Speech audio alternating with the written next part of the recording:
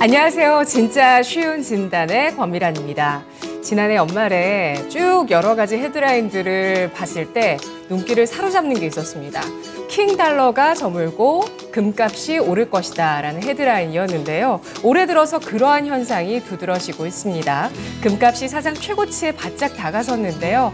금 6월 인도분 선물 가격이 간밤에 2% 가까이 오르면서 2038달러 선을 돌파하면서 역대 최고치 부근까지 올라갔습니다. 투자 전문 매체 밸런스에서는 금값의 추가 상승 가능성이 보이는 세 가지 변수, 추가 상승을 가리키고 있다라고 분석을 했는데요. 금값의 세 가지 변수는 달러 인덱스, 채권 수익률, 투자 심리였습니다. 달러 인덱스가 약세를 보이고 채권 수익률이 하락할 때 이때 위험 회피 심리가 나타나면 금값이 올라간다라는 건데요. 금이 가치를 이때 저장할 수 있는 최고의 수단으로 부각될 수 있기 때문이죠. 즉 달러 인덱스와 채권 수익률 고점을 쳤고, 자 여기서 투자자들이 금 비중이 크게 낮은 수준에서 투자 심리가 위축될 때마다 그때마다 금에 대한 수요가 커질 수 있는 환경이라는 겁니다. 현재 국내 금 거래소에서 금 현물 한돈 가격이 36만 원 선 내외에서 역대 최고치를 기록하고 있는 모습인데요. 우리 아이들 돌잔치 때 주고받는 금반지 한돈 가격 정말 많이 올랐습니다. 요즘 그래서 집에 좀 묵혀놓은 금반지, 금제품 팔려는 분들 많으시다고 하는데 이때 팔 때는 제가 말씀드린 가격보다는 낮습니다. 자, 과연 금값이 여기에서 멈출지 신고가를 경신하는 돌파하는 강한 추세가 이어질지 분기점에 놓여 있습니다. 자, 우리 금보다 더 소중한 여러분의 보유 종목을 진단해 보는 시간, 진짜 쉬운 진단 시작해 보겠습니다. 먼저 오늘 장의 흐름 알아볼까요? 신은석 캐스터입니다. 네, 진단 전에 오늘 시장 정리해 드립니다. 비가 오면서 기온은 뚝 떨어진 것 같은데 오늘 우리 시장은 2차 전지대 또 제약 바이오주들의 각축전이 벌어지면서 지수를 끌어올렸습니다. 관련해서 특징주들 함께 살펴보시죠. 가장 먼저 2차 전지 관련주입니다. 오늘 장 후반부로 갈수록 힘을 더해가는 모습이었는데요. 최근 횡보하던 삼성 SDI 같은 경우는 오늘 큰 폭의 상승세를 보여줬습니다. 7%가량 오름세를 보였고요. 관련해서 LG 에너지 솔루션 그리고 포스코 퓨처엠도 오늘 오후장 들어서 상승 탄력을 더해가는 모습이었습니다. 이어서 오늘 제약 바이오 관련주들도 흐름 상당히 좋았습니다. 가장 큰 모멘텀은 정부가 미생물을 활용한 마이크로 바이옴 분야에 투자를 한다는 소식이었죠. 관련해서 CJ 바이오사이언스 오늘 시장에서 강한 상승 탄력 보였고요. 한미약품 같은 경우에는 2거래일 연속으로 상승 흐름 보여줬고, 젠큐릭스 같은 경우에는 2거래일 연속으로 상한가를 기록을 했습니다. 마지막으로 서울시가 또 인공지능 유니콘 기업들의 투자를 지원한다는 소식에 인공지능 의료 관련주들도 오늘 시장에서 강한 상승 흐름 보였는데요. 루닛 그리고 뷰노는 두 자릿수대 상승 흐름으로 마감을 했습니다. 이렇게 2차 전지 그리고 제약 바이오주들 오늘 시장의 특징주 함께 살펴봤는데요. 김민준 전문가님께서 보시는 오늘 시장의 특징주 어떤 종목인가요? 저는 오늘 한미약품 준비했습니다. 네, 한미약품 들고 와주셨습니다. 한미약품뿐만 아니라 한미사이언스까지 2거래일 연속의 강한 상승 흐름 보여주고 있는데 들고 와주신 이유 한번 들어볼까요? 어제부터 아무래도 제약바이오에 좀 반등 시그널이 나오지 않았나. 아마 반등 트리거의 요소는 AACR인 것 같고요. 지금까지는 그 제약바이오의 어떤 기업들의 노이즈, 코로나 백신 치료제 이런 부분들이 상당히 자리 잡은 부분이 컸었습니다. 그런데 이제는 저점의 인식에 대한 놈도 확실히 좀 강해진 것 같고요. 그 다음에 코로나 백신이나 치료제에 대한 노이즈가 완벽히 좀 제거되었다. 그런데 지금까지는 그 반등의 동력이 좀 부족했습니다. 이번에 그 JP모건 헬스케어가 있었는데 소리 소문 없이 좀 지나갔고, 근데 AACR을 지금 한 일주일 정도 앞두고 있습니다. 그런데 여기 출연 기업이라든지 오늘 또 산자부에서 ADC 관련해 가지고도 자료가 좀 나왔고, 마이크로 바이오 옴 관련해 가지고도 지연책이 좀 나왔습니다. 4천억 정도였는데, 그러면서 그 제약 바이오 그 기업들이 좀 주가 탄력을 받고 있지 않나. 그 중에서도 이제 결국은 실적이 조금 담보되는 중견제약업체 한미약품을 들고 왔는데, 1분기 이제 컨센이 모두 다 그럴 겁니다. 다른 기업들도 마찬가지지만 전년 동기 기준 과연 영업이익이나 매출액이 좀 올라가느냐 이 부분을 평가할 것인데 한미약품은 전년 동기 기준으로 역시나 1분기 컨센이 상해 자리 잡고 있다. YOY로 지금 영업이익이 12% 컨센 상해가 예정돼 있고요. 그 다음에 이제 NASH 여전히 신약 모멘텀이 살아있다. 그리고 여러분들 잘 아시는 롤론티스 미국에서 출시를 했는데 1분기 만에 $10,000,000 매출을 달성했습니다.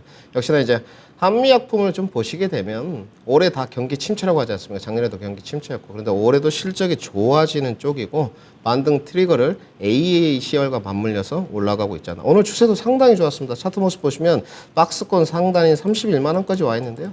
오늘 또 때마침 증권사에서 리포트가 나왔습니다. 38만 원 목표가를 써냈던데 어느 정도 저도 좀 동일한 수치인 것 같습니다. 35, 6만 원까지는 조금 더 상승 탄력을 받지 않겠나. 4월에 굳이 뭐 AACR 앞두고 도달하지 못하더라도 6월에 학회 모멘텀이 계속적으로 있기 때문에 실적과 함께 모멘텀까지 맞물리면서 상승 추세를 이어갈 수 있다. 이렇게 정리해드리겠습니다. 네, 14일부터 열리는 미국의 암학회 그리고 또 실적에 관한 부분까지 한미약품 관련해서 함께 짚어주셨네요. 이렇게 김민준 전문가의 특징주까지 함께 만나봤고요. 오늘도 진단 참여할 수 있는 방법 안내해드려야겠죠. 가장 먼저 전화를 통해서 참여할 수 있습니다. 전화 02325-8200, 전화 02325-8200번으로 주시면 전문가님께 직접 질문도 하실 수 있으니까요. 많은 참여 부탁드리고요. 전화로 참여하시기 약간은 부끄럽다 하시는 분들은 유튜브 채널 통해서도 함께 참여할 수 있습니다. 유튜브 채널에 토마토 증권통 검색하고 들어오셔서 여러분들이 갖고 계신 종목명과 매수 단가 또 보유 비중을 함께 남겨주시면 됩니다. 그러면 오늘도 여러분들과 함께 인사 나눠보는 시간 가져보도록 할게요. 유튜브 채널 오늘 들어오신 분들 세금 주말님 또 들어와 주셨네요. 좋은날님 또 준호님도 들어와 주셨고요. 세금 주말님께서는 제약 바이오를 사야 하나 유유 이렇게 또 남겨주셨고 네 오늘 많은 분들 들어와 주시고 계시네요. 여러분들 종목 고민 계속해서 남겨주세요. 많은 분들 남겨주시면 저희가 진단 많이 도와드릴 수 있도록 하겠습니다. 네, 그리고 지금 이 시간에도 우리 토마토 투자클럽 전문가의 라이브가 이어지고 있는데요. 오늘은 김영일 전문가의 라이브네요. 지금 바로 만나보시죠. 지금 다 이제 쉬어가는 구간이에요. 그래서 제가 생각을 한 게 뭐냐면 코스닥이 최근에 이제 이틀 전에 유가 이야기 나오면서 이제 음봉이 이틀 출현했잖아요. 그래서 지금 주도주들 그러니까 주도주로 하락을 했었던 2차 전지, 그다음에 반도체, 뭐 로봇 그 다음에 뭐 AI 얘네들이 지금 다 쉬어가는 구간이니까 갈 게 없잖아요. 갈 게 없었죠. 그러면서 그나마 이제 가능성이 나왔었던 게 얘네들이었거든요. 뭐였냐면 디스플레이 쪽이었습니다. 디스플레이. LG 디스플레이가 LG전자한테 1조 원을 빌려가지고 이 OLED 쪽 투자한다 그랬잖아요. 그래서 이제 이때 상승 굉장히 좋게 나왔잖아요. 전 디스플레이 쪽으로 아직까지 굉장히 좋게 보고 있거든요. LG 디스플레이가 살아있어가지고. 디스플레이 쪽으로 굉장히 좀 좋게 보고 있는데 LG 디스플레이 상승 나오면서 그때 이 디스플레이에 관련된 종목들 다 끌고 올라가 버렸습니다. HB 테크놀로지 지금 상승 나왔다가 또 차익. 네, 디스플레이 짚어주고 계시는 김영일 전문가의 유튜브 라이브 생방송 만나봤습니다. 지금 계속해서 실시간으로 유튜브 라이브 진행되니까요. 김영일 전문가 의견 더 궁금하신 분들은 유튜브 따라가시면 되고요. 그리고 진짜 쉬운 진단 매매 복귀하면서 여러분들 종목 진단해드리는 이 시간은 또 TV로 진행됩니다. 먼저 우리 시청자분 전화 와 있다고 하는데요. 만나보도록 하겠습니다. 안녕하세요. 네, 안녕하십니까. 네. 수고가 많으시네요. 네, 반갑습니다. 네. 네, 시청자님. 종목, 예, 어떤 네. 종목이실까요? 삼익 THK입니다. 네. 매수가와 비중은 얼마십니까? 15,600원에 30%입니다. 네, 전체 비중의 3분의 1 정도 담으셨고요. 네. 그 신고가 경신하기 전에 사셨을까요? 아니요, 샀는데 네. 18,000 얼마도 가는데 네. 안 팔았습니다. 네, 맞습니다. 네. 그때 신고가 경신을 했는데 네. 팔지 못하셨고 네. 그리고 지금은 그리고 매수가 뭐 계속 부근이시네요. 쭉쭉 요즘은 계속 내리는데 어제하고 네. 오늘하고 조금 이제 옆으로 바닥을 다지는 듯한 느낌이 들어요. 예, 맞습니다. 시청자님 어떤 점 저희가 해결해 드릴까요?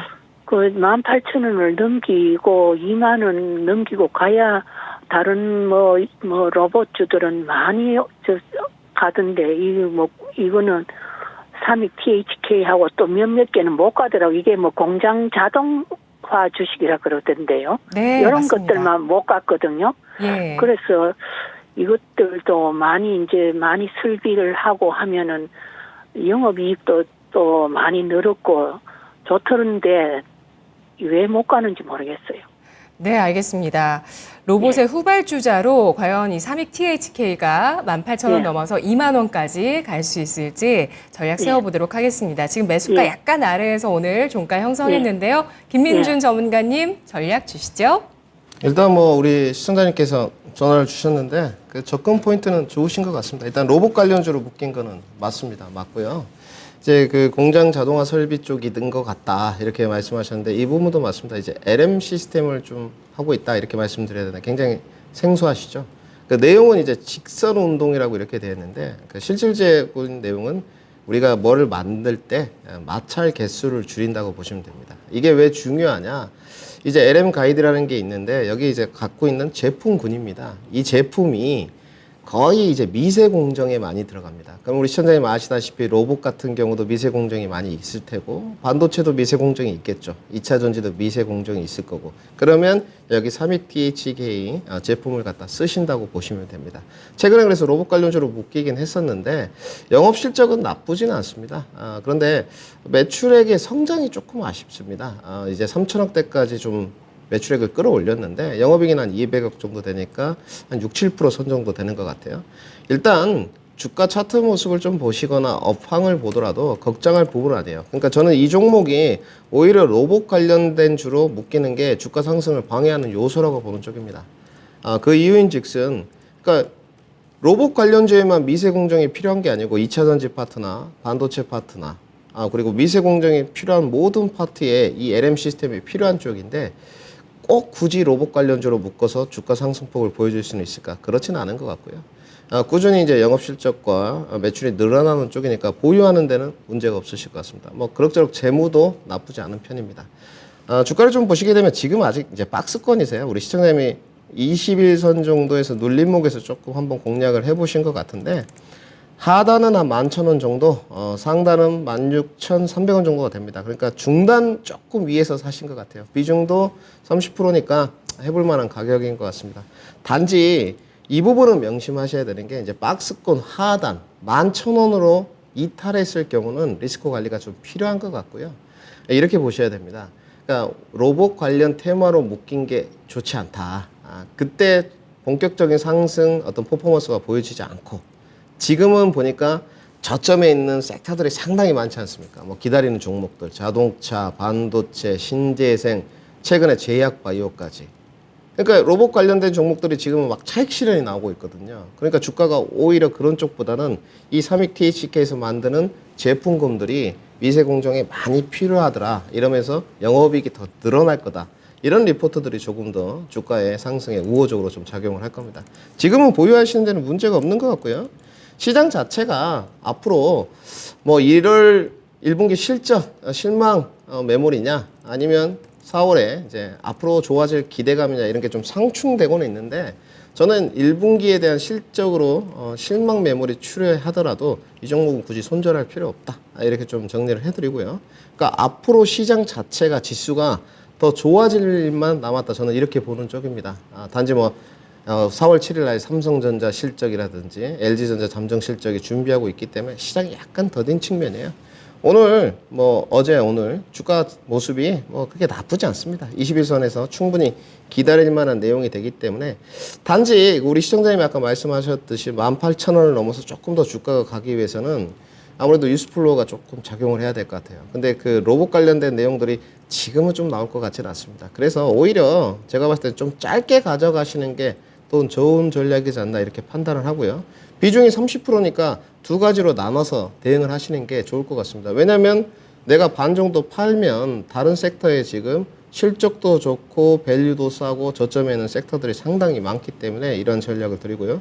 1차 목표가는 저는 이렇게 드리도록 하겠습니다. 1차 목표가는 16,700원, 2차 목표가는 이 18,140원 고점 상단인 언저리 18,000원으로 제시하도록 하겠습니다. 그래서 16,600원 오시면 15% 정도 덜어내시고 주가가 조금 더 올라간다 싶으면 18,000원에 그냥 마무리 하시고 반도체나 자동차로 조금 더 다른 전략으로 한번 회귀해보자. 이렇게 정리해드리겠습니다. 네, 시청자님 눈높이를 약간은 낮추셔야 되겠어요. 네. 네. 그 반도체는 뭐 많은 반도체 종류가 있는데 어느 쪽으로 투자하면 좋을까요? 그 부분은 저희가 김민준 전문가의 내일장 전략에서 말씀드릴게요, 시청자님. 네, 끝까지 감사합니다. 함께 해주세요. 고맙습니다. 네. 네. 우리 시청자분께서 3위 THK 보유 중이신데요. 손절가로 11,000원 선 이탈했을 때 손절하자는 전략이고요. 목표가는 1차 16,700원 절반 덜어내고 2차 18,000원 제시했습니다. 다음 종목 알아보도록 하겠습니다. 유튜브 채팅창에서 헝그리복서님께서 와주셨는데요. 모트렉스 가지고 18,100원 매수하셨다고 주셨고요. 그리고 비중은 10%, 수익 중이다가 한 번에 손실로 돌아섰는데 손절을 못했어요. 지금이라도 손절해야 할까요? 라고 글 주셨습니다. 이런 고민 되실 것 같은데 4거래일 연속 하락하면서 오늘 주가가 17,480원 기록했고요. 매수가 아래로 곧바로 빠르게 밀려 내려왔거든요. 타이밍 잘못 잡았다. 이렇게 딱 생각하시는 것 같아요. 김민준 전문가님 전략 주시죠. 18,100원에 사셨으니까 이제 불안감이 드시죠. 항상 주가를 할 때 지금은 여러분들 발 빠르게 그렇게 대응할 필요가 없습니다. 그러니까 우리가 2020년이나 2021년에 공매도도 중지되면서 수급이 우리가 항상 볼 때 외인과 기관 수급을 중점적으로 보는데 그때는 그런 거 필요 없었습니다. 개인 수급만 보고 한 2, 3주 정도 버티면 순환매가 돌면서 빠르게 갔거든요. 그러니까 동학개미 운동도 그렇고 야 주식시장 서로 들어왔는데 너무 쉽다. 근데 2년 지나고 나서 보니까 그게 아니죠. 정말 어렵죠. 그런데 모트렉스는 괜찮습니다. 결론부터 말씀드리면 저는 그 자율주행의 대장주가 어디냐, 뭐 LG전자냐, 현대모비스냐, 만도냐, 중형주 중에 칩스미드냐, 모트렉스냐, 모바일 어플레스, 뭐 라닉스 등등 종목이 많은데 저는 중소형 중에 원픽은 모트렉스라고 보는 쪽입니다. 첫 번째 그 이유는 뭐 해상 DS를 좀 제외하고는 일단 영업이익률이 자율주행 쪽에서 가시권에 들어와 있고 10%가 육박하는 기업이 모트렉스밖에 없습니다. 일단은 지금은 4월이지 않습니까? 실적 시즌이고 앞으로도 좋아질 가능성이 있는 쪽을 타진하는 그런 달이기 때문에 그러면 가장 선순위는 앞으로 좋아질 실적에 포커싱을 하는 게 맞겠죠. 근데 모트렉스는 앞으로 좋아질 실적이 충분히 가이던스가 이미 나와 있고 내용도 저는 일정 부분 일리가 있다고 보는 쪽입니다. 그러면 우리 시청자님이 이제 그 차트 모습 좀 보시면 18,100원에 사셨어요. 지금 이거는 21선에 눌림목을 좀 사셨는데 좀 급했죠. 근데 비중이 헤비하지 않기 때문에 10% 정도면 감내할 수 있는 수준인 것 같고. 그러니까 자, 이 주가 차트 우리 시청자분들 보시죠. 주가 이렇게 좀 올라갈 때 한 번 더 꺾이는 쪽이 있었죠. 13,000원까지 내려왔는데 내가 업황에 대한 자신감이 없어서 자율주행 쪽이나 이때도 2차 전지가 시장을 지배하고 있지 않습니까? 그래서 들어가기가 쉽지 않다. 그래도 지금 자기 종목에 확신을 가지셔야 됩니다. 자율주행은 제가 봤을 때 요새 심상치 않아요. 최근에도 제약바이오가 심상치 않다 했는데 제약바이오가 좀 올라왔거든요. 이제 AACI 끝나면 다음 섹터가 또 어딜까? 어차피 지금 시장의 파이는 정해져 있습니다. 금액이 더 늘어나진 않아요. 그럼 2차 전지 수급이 좀 순환매로 빠져나왔을 때 어느 섹터로 돌아갈 것이냐 이 부분인데 저는 자율주행도 한 차례 온다고 보는 쪽입니다. 그래서 지금은 보유하시고요. 앞으로 더 나빠질 것도 없고 밸류 실적 모두 다가 적정 범위 수준 낸 것 같습니다. PER 기준으로 7배, 8배밖에 안 되기 때문에 부담감 없다. 자율주행에 관해서 PER 프리미엄 어디까지 줘야 되나 의견 분분합니다. 근데 확실한 건 반도체보다는 더 받는 것 같아요. 그래서 좀 보유하시고 이 종목은 좀 빠지게 되면 지금 다음 라인이 16,000원대, 그 다음 라인이 14,000원대인데 저는 14,000원까지는 주가 조정 안 나온다고 보는 쪽입니다. 그래서 이 부분은 16,000원 이탈 시에는 추가 매수 10% 의견 드리도록 하고요. 충분히 가능성이 있습니다. 그러니까 지금은 보유하셔가지고 길게 보유하는 거. 두 번째는 내가 적극적으로 내가 가진 섹터와 포트에 추가 매수를 할 수 있는 확신이 있느냐. 이 부분입니다. 그래서 지금은 발빠르게 대응할 필요 없어요. 다른 섹터 넘어갔을 때 오히려 고점 상단에서 물릴 가능성이 굉장히 높습니다. 따라가는 매매만 하지 않으면 선택과 집중만 하면 결과물 좋을 것이다. 16,000원 이탈 시 10% 추가 매수 의견 드리고요. 저는 연말까지 보유했을 때 최종 매도 목표가는 22,000원 제시도록 하겠습니다. 네, 알겠습니다. 모트렉스 자율주행 대장주로 평가를 받으면서 보유 의견 나왔습니다. 16,000원 이탈했을 때 추가 매수 10% 더 하실 수 있고요. 목표가는 연말까지 22,000원 제시했습니다. 다음 종목은 우리 시청자님 전화로 만나볼게요. 안녕하세요. 안녕하세요. 네, 반갑습니다. 시청자님. 네네. 네, 정말 밝은 목소리이신데요. 어떤 종목 갖고 계실까요? 저는 P&H 테크 네. 23,000원 매수가고 10% 보유하고 있어요. 네. 궁금하신 점 어떤 부분이실까요? 저는 이거를 계속 손절을 해야 되는지 아니면 계속 가지고 가야 되는지. 지난달에 매수하셨나요? 네네. 네, 아마 이분도 딱 매수하시고 나서 강하게 조금 올라갔다가 연일 좀 음봉 맞으면서 지금 손실 네. 구간 접어드셨는데요. 알겠습니다. 얼마까지 목표 주가 생각하세요? 시청자분은요? 저 잘 모르겠어요. 네, 그러면 김민주 전문가님을 불러드리면 됩니다. 전문가님, P&H테크 다시 한번 상승 가능할까요? 제가 봤을 때는 그 시청자님 굉장히 목소리가 밝으신데요. 네. 그 조언을 먼저 좀 해드리면 저희 시청자님은 지금 투자를 하신 건지 매매를 하신 건지 정확히 구분이 안 섭니다. 그러니까 제가 말씀드렸듯이 이런 부분은 굉장히 귀담아 들으셔야 돼요. 왜냐하면 내 돈이지 않습니까? 그렇죠? 전문가들이 저는 가끔가다 그런 생각도 합니다. 저게 본인 돈이면 저렇게 상담을 할까 이런 생각을 많이 하거든요. 근데 우리 시청자님한테 제가 조언을 해드리면 시청자님 보면 매매로 접근하셨어요. 근데 주가가 지금 25,000원 넘어갈 때도 안 파셨고 저는 최근에 잡은 걸로 생각을 했는데 지난달에 잡았다는 거 보시니까 매매로 접근하셨는데 주가가 좀 눌리니까 이제 걱정이 되시거든요. 업황도 제가 봤을 때 어느 정도 알아보셨을 거예요. 야, OLED 쪽인데 요새 IT 수요가 별로 좋지 않은데 여기는 OLED 쪽인데도 삼성 계열 쪽입니다. 그런데 야, 뭐 애플 쪽에서 아이폰 2로 정도, 뭐 중국에서 지금 BOE 쪽에서 일종만 OLED 생산한다더라 이런 내용도 좀 있고 OLED 앞으로 전방 수요가 좀 좋아지니까 나아지지 않겠느냐 이런 기대감도 있고 이 회사에 보게 되면 영업이익이 괜찮습니다. 매출이 계속 성장해가는 쪽이니까 올해도 이 소형 종목이거든요. 독특하게 가이던스가 나와 있어요. 증권사에서 가이던스를 쉽게 내는 편은 아닌데 올해 456억에 70억. 그러니까 지금 딱 영업이익이 한 15% 정도. 내년에 630억에 107억. 그럼 내년에는 한 18% 정도. 영업이익률이 계속 좀 올라가고 외형 성장도 계속되고 2018년에 보면 매출이 61억짜리였거든요. 그러니까 외형 성장이 지금 내년 기준으로는 10배 가까이 한 거죠. 그러면 확실히 성장주의 일환으로는 잡아줘야 됩니다. 근데 이제 업종이 OLED라는 거죠. 이제 이 부분이 아마 전문가들이나 애널리스트 의견들이 각각 다를 것 같아요. 그러니까 저는 예전에 LCD가 중국 진출할 때 굉장히 안 좋게 봤습니다. 중국이 다 가져갈 거다 이렇게 보는 쪽이었는데 결국은 다 가져갔거든요. OLED는 좀 다를 것이냐, 그리고 이쪽은 OLED 소재 쪽인데 여기는 조금 다른 내용이 있을 것이냐. 지금 현재로 봤을 때는 긍정적으로 전망을 할 수밖에 없을 것 같습니다. 단지 이 회사의 밸류가 싸지는 않아요. 그러니까 앞으로 영업이익이 조금만 삐걱대도 아마 주가는 굉장히 하방 압력을 크게 받을 겁니다. 뭐 2차 전지나 어떤 주도 성장주가 아니기 때문에 프리미엄이 지금 저는 좀 과하다고 보는 쪽입니다. 솔직히 말씀드려서. 지금은 우리 시청자님 걱정하실 단계는 아니신 것 같아요. 그러면 만약에 이 P&H테크가 주도 업종의 성장주였다.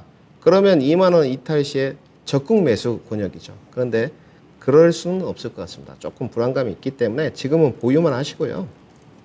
25,000원대 한번 걸릴 수밖에 없습니다. 매물대가 너무 두꺼워요. 지금 차트 모습 보시면 그래서 25,000원에 한 번 더 도약하기 위해서 저항을 맞았다 이렇게 생각하시면 될 것 같고 시장이 4월에 조금 등락 과정이 있을 수 있습니다. 앞선번에도 좀 말씀드렸지만 그런데도 제가 봤을 때 매출액이 올라가는 기업들은 시장에 좀 주가가 리레이팅 되거나 재평가 받을 공산이 굉장히 큽니다.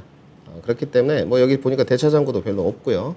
주가는 한 번 더 고점 돌파를 시도할 것 같습니다. 그래서 지금 보유하는 게 맞고 단지 다음부터는 너무 따라가는 매매를 하시면 안 돼요. 이 주가도 보시면 시청자님 15,000원부터 지금 25,000원까지 오른 상태지 않습니까? 주가가 많이 올랐단 말이에요. 75%가 오른 주가를 내가 눌림목에서 좀 접근하겠다. 이거는 너무 좀 따라가는 매매가 있죠. 이럴 때는 시간 투자가 좀 필요합니다. 그래서 저는 비중 추가 의견은 드리지 못할 것 같고 우리 시청자님이 걱정하는 부분이 좀 손절을 해야 되나 이런 질문이 있으셨기 때문에 손절가는 잡아드리겠습니다. 손절가는 조금 러프하게 잡는 게 맞는 것 같아요. 타이트하게 잡았을 때는 바로 손절이 나갈 공산이 큽니다. 앞으로 이벤트들이 좀 있기 때문에 이번 주 금요일에 삼성전자 잠정 실적, 다음 주에 CPI 발표. 그러니까 시장이 흔들릴 만한 요소가 많을 때 손절을 짧게 잡는다. 그러면 당연히 손절이 나갈 수밖에 없겠죠. 그래서 저는 이렇게 말씀드릴게요. 이 주가의 손절 포인트는 18,200원이 맞습니다. 근데 여기서 손절할 것이냐? 저는 추가 매수가 맞다고 봐요. 그래서 만약에 내가 추가 매수 여력이 없으면 그냥 보유만 하시되 만약에 좀 여력이 있다 하시면 18,200원에 손절로 대응하시기보다는 5% 추가 매수를 해서 단가를 좀 낮추시고요. 그러면 제가 봤을 때 25,500원 정도 선까지는 단가가 내려오실 것 같아요. 만약에 손절가는 어디가 적당 범위겠냐? 18,000원 이탈 시에 손절을 하십시오. 그게 맞는 것 같고요. 그 다음에 앞으로 추가 반등 목표가는 어디까지 잡아야 될 것 같냐? 이 종목은 제가 봤을 때 다시 한번 25,000원 트라이를 할 겁니다. 아직까지는 파동의 길이도 좀 남아있고 업황이 주도주는 아니지만 실적도 괜찮기 때문에 한번 터치를 할 것 같다. 그래서 저는 18,200원 나에 추가 매수 5% 의견 드리도록 하고 18,000원 이탈 시에는 과감하게 손절, 반등 목표가는 25,000원 제시도록 하겠습니다. 네, 시청자님. 네? 네, 가격 잘 들으셨나요? 네, 네. 네, 다음에는 조금 더 좋은 선택을 해주셨으면 좋겠다라는 또 의견도 주셨어요. 네, 네. 좀 네. 신중하게 좀 더 고민해서 해야 될 것 같아요. 네, 도움 주시죠, 김민준 전문가님께서. 그러니까 뭐 아까 우리 이제 앵커님이 이야기를 하셨는데 저는 네. 이런 분들이 이제 오일리드 소재 이 업체가 괜찮습니다. 예. 그러니까 피네시테크도 괜찮지만 만약에 주가 반등이 나오면 지금 매매 전략으로 접근 포인트를 딱 잡으시는 게 좋을 것 같고요. 과감하게 김민주 전무가 매매하라고 했다 매매하시고 안 되면 손절하고 올라가면 수익 챙기고 네. 나가가지고 지금 2차 전지 장비 쪽도 괜찮고요. 반도체도 괜찮습니다. 반도체에 대해서 중립 의견들이 많은데 저는 반도체를 재미 많이 봤거든요. 그래서 우리 시청자님도 주도주 쪽에서 반도체, 자동차, 2차 전지 쪽에서 한번 종목 섹터를 골라보셨으면 좋겠습니다. 알겠습니다. 이 종목은 철저하게 매매 관점으로 하고 보내주는 걸로 하죠, 시청자님. 네. 네, 감사드립니다. 고맙습니다. 네, 네, P&H 안녕히 테크. 계세요. 네. 손절가를 18,200원, 18,000원 주셨고요. 18,200원에서는 5% 정도 추가 매수 가능하다는 의견을 줬습니다. 18,000원 이탈한다면 손절, 그리고 목표가는 25,000원까지 정해드렸습니다. 다음은 우리 채팅창에서 유튜브에서 잘잘님께서 와주셨는데요. 안녕하세요. 대덕전자 DDR5 좋다고 해서 23,400원에 20%입니다. 28,000원 보고 들어갔는데 괜찮을까요? 라고 질문 주셨습니다. 대덕전자 오늘 주가가 23,450원을 기록해서 수익 나셨거든요. 김민준 전문가님. 보유입니다. 네, 그러니까 저는 이렇게 생각합니다. 반도체에 관해서 업황에 별로 안 좋게 대해서 이야기하시는 분들이 상당히 많아요. 굉장히 리스펙트하고요. 일리가 있습니다. 그 부분도. 그런데 굉장히 착오를 하시는 부분이 있는데 반도체 종목의 신고가를 갱신한 종목이 총 3종목입니다. 한미반도체, ISC, HPSP 이렇게거든요. 모두 다 영업이익률이 좋았는데 3종목 모두 1분기 영업이익률은 좋지 않습니다. 전년 동기 기준으로 올라가는 종목이 몇 종목 없어요. 그럼 다른 종목도 올라갔던 종목도 좀 이야기해보면 PSK라든지 하나마이크로라든지 등등 올라가는 종목들이 1분기 실적이 좋을 거라는 기대감으로 올라가느냐, 어느 종목도 그런 종목 없습니다. 반도체 종목 중에 1분기 실적 좋을 종목도 전년 동기 기준으로 이렇게 이제 비교를 할 건데 몇 종목 안 돼요. 그러면 반도체의 도대체 반등 트리거가 무엇이었느냐? 실적이 안 좋을 거라는 것이 주가에 어느 정도 일정 부분 선반영되었다. 저점의 바닥 터널을 좀 지나가고 있다. 그리고 앞으로 좋을 것이라는 기대감이거든요. 그러면 종목 포인트 접근도 이렇게 하는 게 맞죠. 그러니까 1분기 실적이 안 좋은 종목을 왜 사느냐? 그럼 반대로 이야기하면 1분기 실적이 안 좋은 종목들이 왜 신고가를 갱신합니까? 이것도 접근 포인트가 잘못된 거죠. 그럼 주식은 접근 포인트가 여러 가지가 있지 않습니까? 실적이냐, 모멘텀이냐, 밸류냐, 기술력이냐. 제가 봤을 때 반도체의 접근 포인트는 앞으로 나아질 것이라는 기대감입니다. 그러면 PCB는 어떻느냐? 심데코로 가는. 일단 삼성전기, LG노텍은 둘째 치고. 삼성전기, LG노텍은 지금 밸류 너무 싸죠. 오늘 삼성전기 목표가 17만 원 제시했던데 저는 20만 원도 간다고 보는 쪽입니다. 장기 투자를 좀 해야 되지만. 그러면 밑에 이제 중형주도 소형주도 봐야 되겠죠. FC, BGA를 다 하고 있는데 1분기 실적은 다 안 좋습니다. 전년 동기 기준으로. 그럴 수밖에 없죠. 전방 수요가 안 좋은데 PC 안 좋죠. 휴대폰 안 좋죠. 서버 교체 수요. 이게 그나마 이제 동아줄이거든요. 5월 달에 인텔에서 사파이어 레이즈를 이제 출시합니다. 드디어 교체 수요가 발생한다는데 DDR4에서 DDR5로 교체를 기업들이 안 할 수가 있느냐? 그럴 수는 없습니다. 수요가 감소될 수는 있죠. 예를 들어 수요가 30%였는데 15% 쪼그라들 수는 있어요. 시장이 너무 안 좋기 때문에. 그래도 수요는 발생된다는 거죠. 그리고 삼성전자의 실적이라든지 SK하이닉스 실적이라든지 어제 SK하이닉스 교환서체도 반영했는데 오늘 주가 떴거든요. 이렇게 보시면 됩니다. 그런 부분들은 반도체의 영향 요소가 아니에요. 앞으로 눈으로 확인되는 수치가 2분기 때 확인이 되느냐, 3분기 때 확인이 되느냐. 그래서 증시 바닥, 경기 침체 바닥이 2분기다, 3분기다 하는 내용들이 나오는 겁니다. 그래서 저는 대덕전자도 마찬가지예요. 올해 사파이어 레이저 DDR5 작년도에 기대감으로 증폭이 됐다면 34,000원까지 갔지 않습니까? 그 주가는 18,000원까지 다 조정받았다고 보는 쪽입니다. 심텍, 데이더, 코리아소켓 다 마찬가지예요. 그러면 다시 한번 이 사파이어 레이저에 대한 기대감이 왔을 때 모멘텀 반등이 주가를 일으키는 요소가 될 것이다. 여기서 대가 좀 더 길게 끌고 갔는데 때마침 2분기가 됐어요. 그랬는데 실적 발표가 잘 나와버려요. 전분기 기준으로. 그러면 주가는 더 갑니다. 충분히 저는 28,000원, 우리 시청자님 목표를 28,000원까지 봐도 될까 이렇게 쓰셨는데 저는 가능성이 있다고 봅니다. 28,000원이 아니고 대덕은 신고가 언저리도 한번 터치할 수 있다고 보는 쪽이고요. 보유 의견 드리도록 하고요. 비중은 더 추가할 필요 없는 것 같습니다. 그러니까 이게 이렇게 보시면 돼요. 반도체는 낙폭이 한 번 나올 수 있습니다. 둘 중에 하나입니다. 삼성전자 실적이 안 좋다고 생각이 들어서 아직 선반영이 덜 됐다. 삼성전자 주가가 안 좋게 나오면서 그날 대장주가 흘러내리면서 나머지 후발주도 다 흘러내리는 경우. 그리고 CPI까지 그렇게 유지가 됩니다. 그런데 CPI가 다시 또 낮아졌어요. 이제는 긴축 완화가 있구나. 물가가 잡혀가구나. 그러면 빅테크 기업들 다시 반등입니다. 실적이 안 좋더라도 반등 나온다고 보는 쪽이에요. 그럼 뭐로 봤을 때도 10일 이후에는 주가에 대한 것은 선반영 다 끝났다고 보는 쪽입니다. 저는 보유 의견 드리도록 하고요. 단기 보유 목표가 제시하겠습니다. 3만 원 제시도록 하고요. 중장기 보유 목표가는 3만 3천 원 제시도록 하겠습니다. 네, 손절가 없이 대응 가능하다는 의견이시네요. 손절할 필요 없다고 보는 쪽입니다. 알겠습니다. 대덕전자 보유 의견 DDR5 모멘텀 남아 있다는 관점이고요. 1차 3만 원, 2차 3만 3천 원 목표 주가 나왔습니다. 다음은 시청자분 전화 만나볼게요. 안녕하세요. 네, 여보세요? 네, 시청자님. 네, 안녕하세요. 네, 어떤 종목 갖고 오셨을까요? 네, 아모레 퍼시픽입니다. 네, 매수가 얼마십니까? 20만 6천 원에 10%인데요. 네. 이게 중국에 자꾸 호재, 양해도 있었고 그래서 계속 놔두고 했었거든요. 네. 산지는 좀 됐는데, 지금 매수가까지는 그래도 힘들 것 같고 해서요. 손절가를 좀 못 잡겠어요.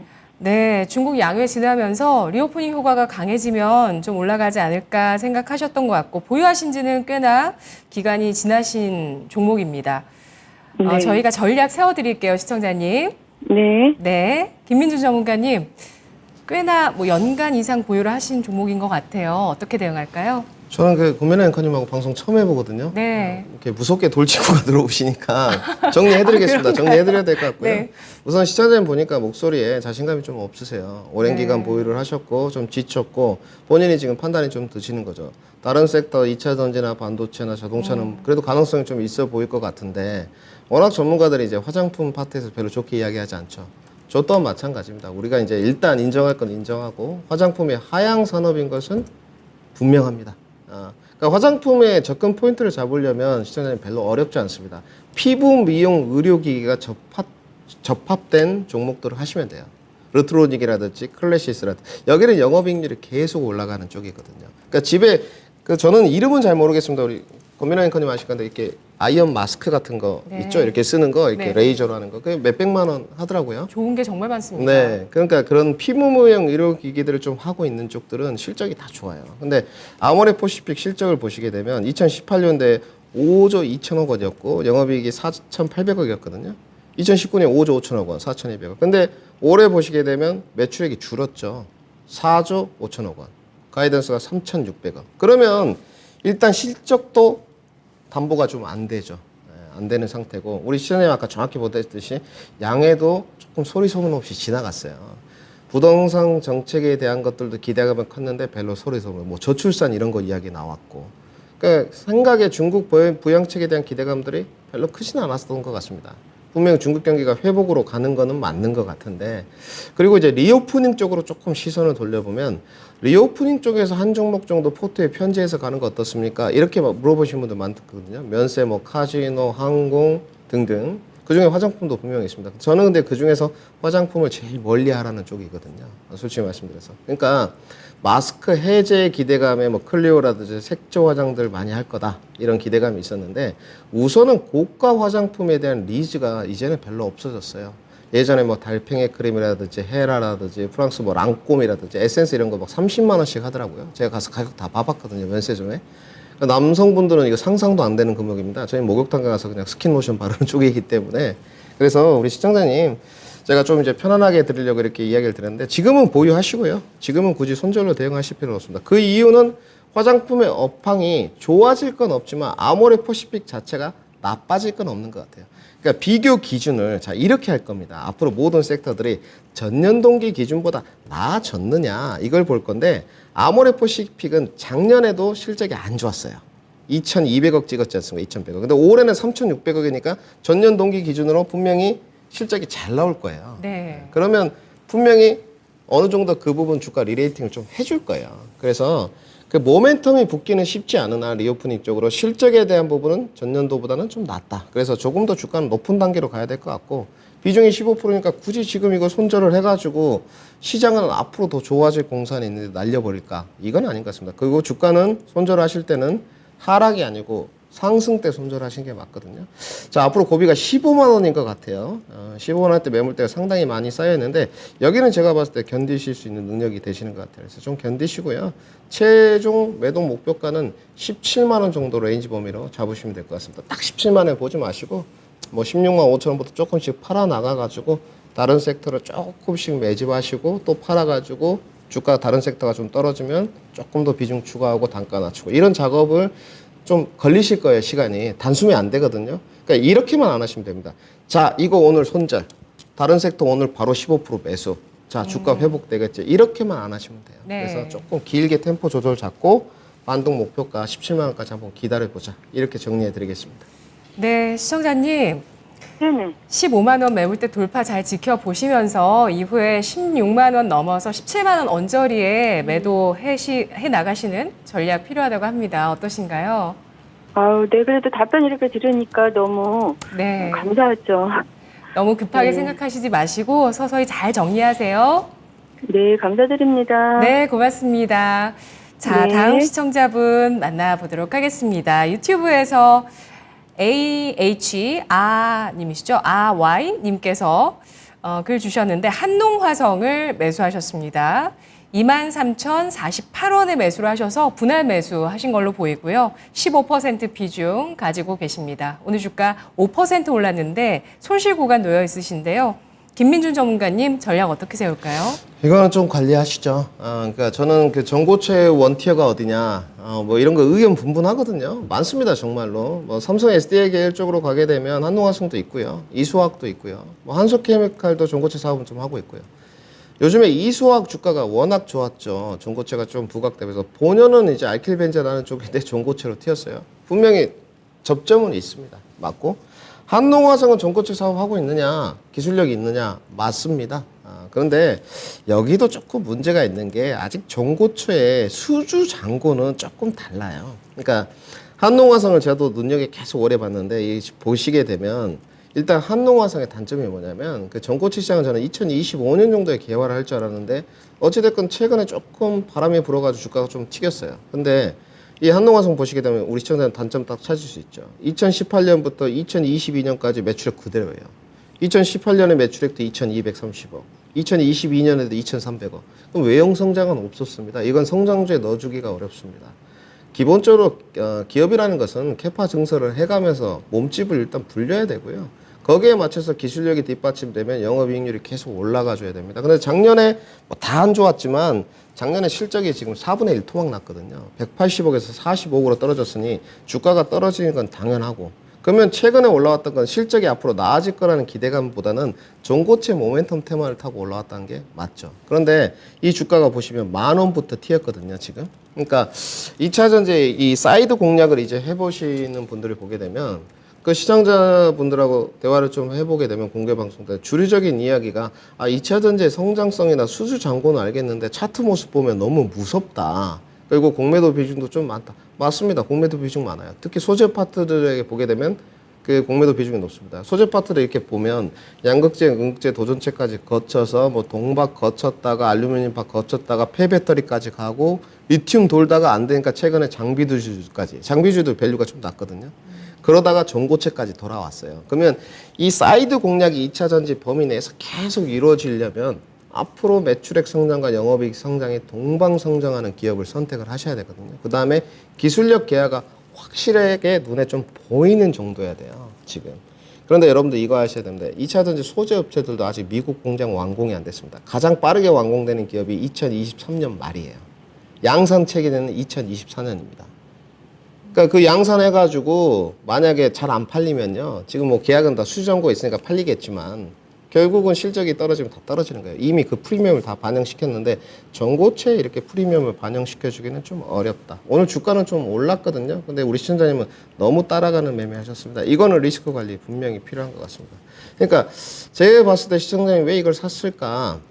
5일선 어느 정도 버팀목을 좀 보면서 한 파동 정도 남지 않았겠느나 단편적인 그 시장에 나와 있는 어떤 엘리어트 파동의 마지막 이런 거 내용 보시고 하신 것 같은데 주가가 그렇게 되면 얼마나 좋겠습니까? 네. 시장에 나와 있는 거에 5% 10%만 된다고 보시면 돼요. 늘 말씀드리지만 21선 반등이 나올 수도 있고 안 나올 수도 있고 61선에서 반등이 나올 수도 있고 안 나올 수도 있고 마지막 3파동이 갈 수도 있고 안 갈 수도 있고 저는 이렇게 보고 있습니다. 그래서 이 부분은 비중이 15%인데 21선에서 5% 추가 매수도 어렵습니다. 이거는 주가 무너질 공산이 좀 굉장히 큽니다. 다음 지지 라인은 제가 봤을 때 19,000원이 아니고 17,000원에서 지지받을 공산이 커요.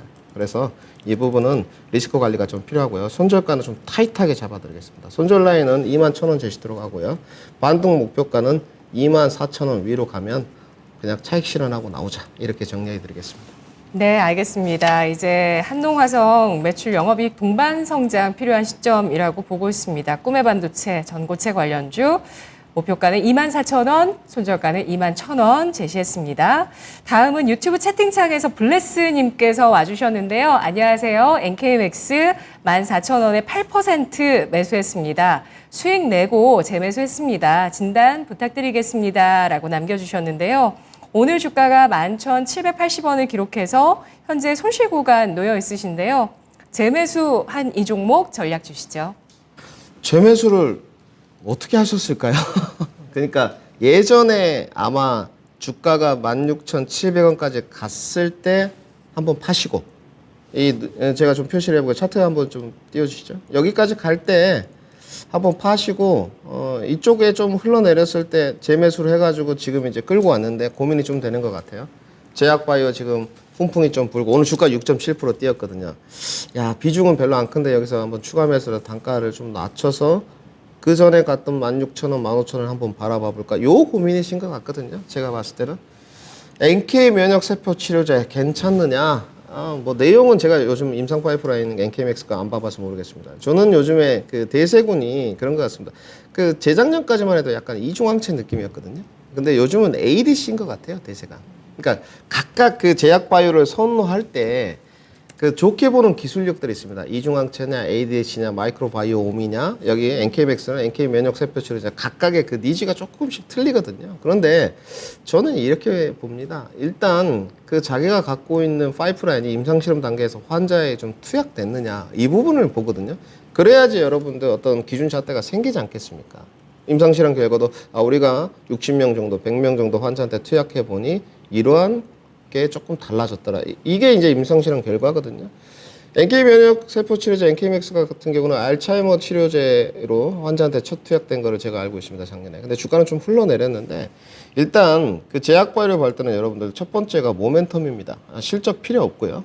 제가 봤을 땐 그런 건 중견 제약제 업체한테 어울리는 거예요. 뭐 셀트린이라든지 한미약품, 종근당, 유한양해 이런 업체들이 이제 실적을 좀 보는 거고 나머지는 모멘텀과 이제 재물을 좀 보는 건데 여기는 그러니까 제약 바이오 업체들은 돈이 많이 들지 않습니까? 그러니까 그 요즘은 고금리다 보니까 손 못 벌려요, 어디 가서. 그렇게 되면 픽하면 유중 아니면 전환사채 발행이거든요. 그렇게라도 기업을 끌고 가야 되니까. 그러다가 빅파마랑 계약되고 마일스톤 받고 이러면 기업이 유지되는 단계거든요. 근데 마일스톤 받는 기업들을 보게 되면 별로 없습니다. 알테오젠, 뭐 레고캠 바이오 등등 몇 개 기업이 없어요. 여기는 재무랑 자본이랑 부채를 보게 되면 거의 조금 리스크 관리는 필요한 수준인 것 같아요. 그래서 오래 끄시면 결코 결과물 좋지 않습니다. 그렇기 때문에 길게는 보지 마시고 지금 라인에서 추가 매수 의견을 조금 해볼까? 추가 매수. 저는 가능하다고 보는 쪽입니다. 이거는 지금 추가 매수는 맞는 것 같고요. 기술적인 위치나 앞으로 다가올 모멘텀이나 최대치로 봤을 때 6월까지 봤을 때 지금 2달 남았거든요. 어느 정도 이 정도는 감내할 수 있는 기간이지 않겠냐. 어차피 우리 시장님은 제가 봤을 때는 지금 보유한 기간을 보면 한 6개월 넘으셨어요. 작년 10월, 11월에 사신 것 같은데 6, 7개월 정도 되셨으면 지금 4월이니까 충분히 이 정도 버텼으면 두 달은 더 버틸 수 있다. 추가 매수 저는 한 7% 정도 의견 드리고요. 15%.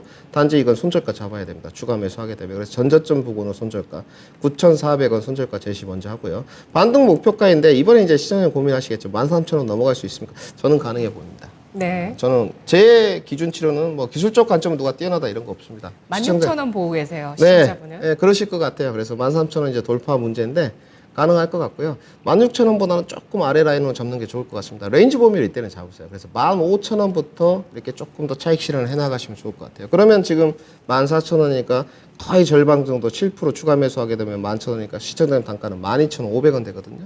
그러면 15,000원까지 보게 되면 수익률은 20% 정도 됩니다. 그때부터 조금씩 팔아나가면서 차익 실현 익절 계속하면서 제약 바이오니까 학회 모멘텀 보고 정리해 가는 거. 이렇게 보시면 될 것 같아서 추가 매수 의견 내일 뭐 하시면 될 것 같네요. 내일 추가 매수 의견 7% 드리도록 하고 손절가 9,400원, 반등 목표가 레인지 범위 15,000원에서 16,000원 제시도록 하겠습니다. 네, 브레스님께서 또 전략 잘 이대로 따라하셔서 수익 보셨다는 소식 듣고 싶습니다. NK맥스까지 진단해봤고요. 자, 이어서 김민준 전문가의 내일장 전략 확인하겠습니다. 오늘 뭐 기분 좋게 장이 마무리가 됐어요. 그 2,500선 부근까지 딱 왔고요. 그리고 코스닥 같은 경우에는 870선까지 왔습니다. 내일장은 어떻게 될까요? 앵커님 어떻게 보십니까? 지금 이제 좀 고점 온 것 같다 이렇게 생각하시는 시청자분들 많으시더라고요. 저도 오늘 좀 고뇌가 많습니다. 그러니까 그 며칠 전에 PD님하고 이런 이야기를 한 번 나눴거든요. 악재를 좀 무시하는 장 같다. 네. 그러니까 어제 미국의 그 3대 지수를 보게 되면 처음에 미국에서 경기 침체 이야기가 나왔습니다. 그러니까 처음으로 인정하는 분위기예요. 지금까지는 경기 연착륙, 강력한 고용 호조, 자이언트 스텝 해야 된다, 물가 잡으려고 이런 내용이었는데 은행주 사태 터지고 유가 갑자기 감산 소식 나오고 기업들 계속적으로 주가 내리거든요. 버진 홀딩스 같은 경우는 어제 23% 내렸습니다. 위성 발사하는 쪽인데, 그러니까 스타트 기업들의 상태가 너무 안 좋아지니까 연준에서 부담스럽죠. 그러니까 경기 침체를 살짝 인정하는 분위기예요. 그러면 우리가 경기 침체를 인정했다 그러면 긴축 강화로 가기는 좀 어렵죠. 앞으로 시장의 피벗에 대한 기대감들이 계속적으로 일어날 것 같습니다. 그러면 4월이 앞으로 1분기 실적 기대감에 대한 실망 매몰 조정이 나온다고 마지막 기회지 않을까 이렇게 생각을 하고요. 저는 두 가지로 보고 있습니다. 내용 먼저 알려드리겠네요. 4월 7일 날 삼성전자 실적이 발표되면 주가가 살짝 밀릴 것 같은데요. 우리 여러분들 아시죠? 아래 꼬리 달리면서 쫙 그 보합권까지 올라오는 모습. 이렇게 연출이 돼버리면 2,500선 돌파가 유력합니다. 근데 이게 별로 시장에 좋을 것 같진 않아요. 상단은 그래도 막힐 겁니다. 2,600선에서. 그래서 제가 봤을 때는 지금은 주가가 조금 악재를 무시하면서 미국의 경기 침체 때문에 오히려 긴축 완화 기대감이 더더욱 무너나면서 빅테크 기업들 실적이 속속들이 나오고 나면 주가가 좀 오를 공산이 크다. 그래서 긴축 강화 기조는 지금 변동이 약화로 좀 돌아섰다. 이렇게 말씀드려야 될 것 같고요. 시장의 악재를 좀 무시하는 투시입니다. 파이는 정해져 있지만 계속적으로 등락이 좀 추세가 덜 나왔던 그 섹터들을 찾아서 떠나는 것 같아요. 제약바이오도 이렇게 해서 좀 뜨는 것 같고 경기 침체 국면이 오히려 지금 호재가 되는 상황이다. 저는 이렇게 정리를 좀 해드리고 싶습니다. 경기 침체가 아니었던 부분이 더 안 좋았던 것 같아요. 그러니까 경기 침체가 오히려 득이 되는 상황이고 자, 삼성전자나 LG전자 잠정 실적을 앞두고 있습니다. 관망세가 조금 있으나 만약에 그날 이제 삼성전자 실적이 확 헤비하게 좀 안 좋게 나왔습니다. 가이던스보다 더 안 좋게 나왔어요. 그러면 실망 매물이 좀 나오겠죠.